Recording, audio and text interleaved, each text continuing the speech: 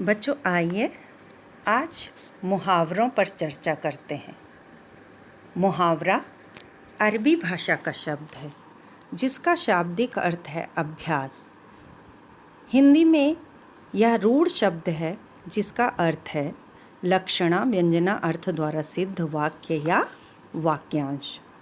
मुहावरा किसी एक बोली या लिखी जाने वाली भाषा में प्रचलित ऐसा वाक्यांश या शब्द समूह है जो प्रत्यक्ष अर्थ से विलक्षण अर्थ को ग्रहण करे, अर्थात ऐसा वाक्यांश जो अपने साधारण अर्थ को छोड़कर किसी विशेष अर्थ को व्यक्त करे मुहावरा कहलाता है।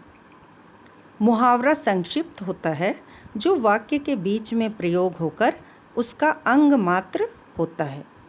वाक्य में सदैव मुहावरे का ही प्रयोग होता है, उसके अर्थ का नहीं। बच्चों इस बात का आप विशेष रूप से ध्यान रखिएगा। तो आइए कुछ प्रचलित मुहावरों के विषय में अध्ययन करते हैं।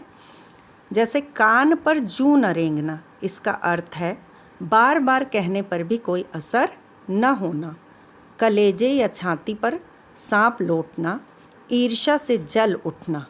गागर में सागर भरना, अर्थात थोड़े शब्दों में बड़ी बड़ी बात कहना। चोर की दाढ़ी में तिनका, दोषी सशंकित रहता है। दांतों तले उंगली दबाना, चकित रह जाना। 9-2-11 होना, भाग जाना।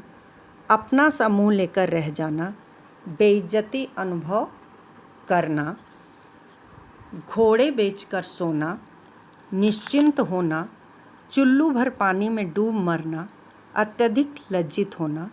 चेहरे पर हवाइयाँ उड़ना, घबरा जाना। छाती पर मूंग दलना, कष्ट देना। दाल में काला होना, रहस्य छिपा होना।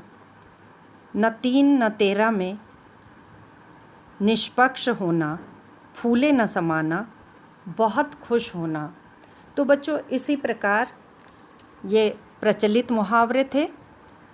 आपको मुहावरे अच्छी तरह याद हो जाएं, इसका सबसे अच्छा तरीका है कि आप अपने दैनिक जीवन में इन मुहावरों का प्रयोग करना आरंभ कर दें।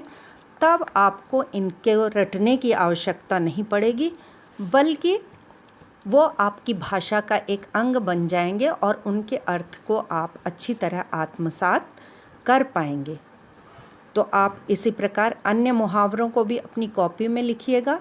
पिछली कक्षाओं में जो आपने पढ़े होंगे या कक्षा 11 में जितने भी मुहावरे पढ़ाए गए या आपकी उत्तर पुस्तिका में हैं, उन सबको एक जगह लिख लीजिए और यह ठान लीजिए कि रोज़ आपको 5 नए मुहावरों का अर्थ जानना है और उनका प्रयोग करना है। बस वाक्य प्रयोग करते समय इस बात का ध्यान रखिएगा कि प्रयोग मुहावरे का हो वाक्य में, न कि उसके अर्थ का। जैसे एक उदाहरण मैं दे रही हूँ कि हाथ पांव भूलना, अर्थात बहुत घबरा जाना। तो इसका वाक्य प्रयोग होगा, सामने से आए हुए सांप को देखकर राम के हाथ पांव फूल गए।